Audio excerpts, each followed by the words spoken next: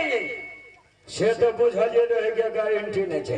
फिर माय बाप जन्मल को कि अनजन में जन्म गेली संसार में सबके माय बाप जन्म देने। हां तो की नाम छ नाम ठकान के सुनाना ए हिया जी मोड़ी बंगाली आगे हमारे सासू निर्गुणपुर में आगे हमारे जन्म स्थान राहीपुर में पिताजी के नाम राही सिंह खत्री। अब हमारे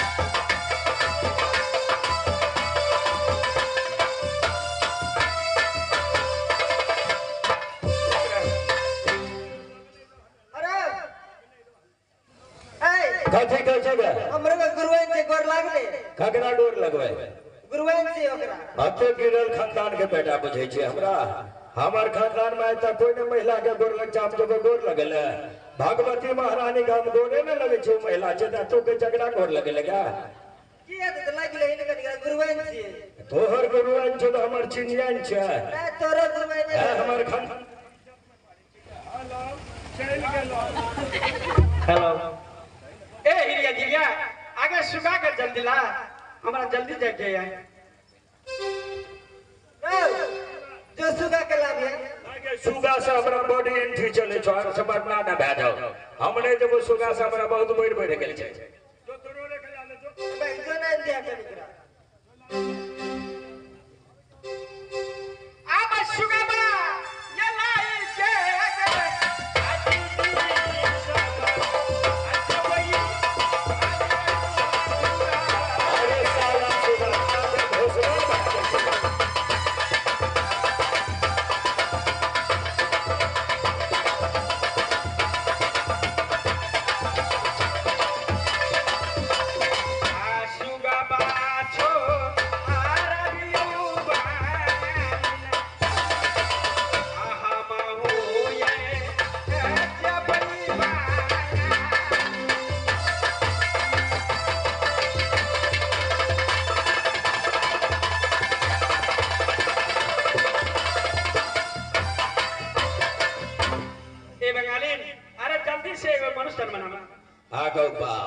सुगा के जो सुखला लता में टांग देलिए खाई लेने देलिए से एक साइड के रुइया झड़ के उजड़ा सुइया रुइया निकल गेल छै खूब बाबू सुगा तो लट गेले देखी के रुइया उड़ गेले एक साइड के सुगा के उल्टा जात मारी आगे बही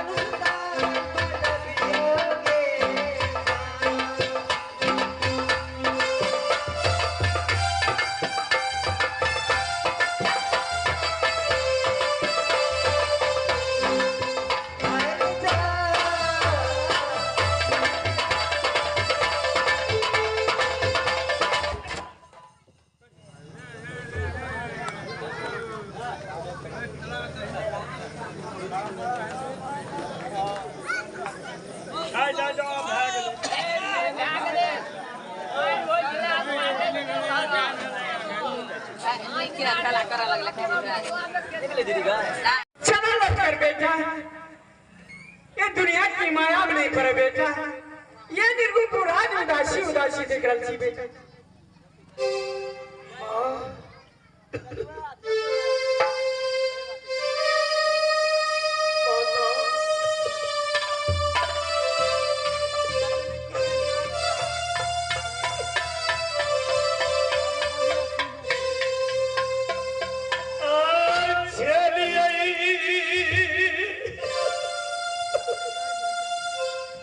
There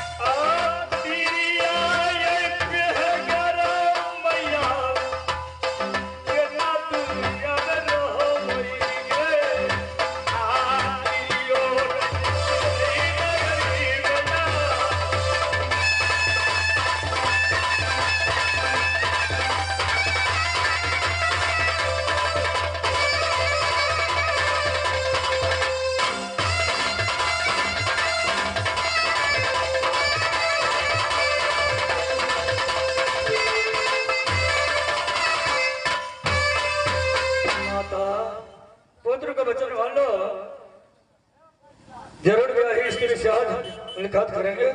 माता प्रणाम।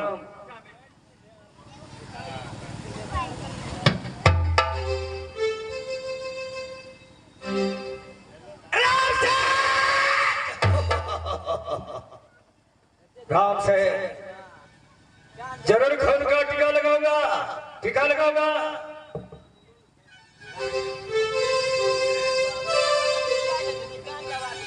आप बदला चुका लंगर सिंगलटी हरा का। अरे ठहर जाओ दो, जरूर खून का टीका लगाऊंगा, टीका लगाऊंगा आज।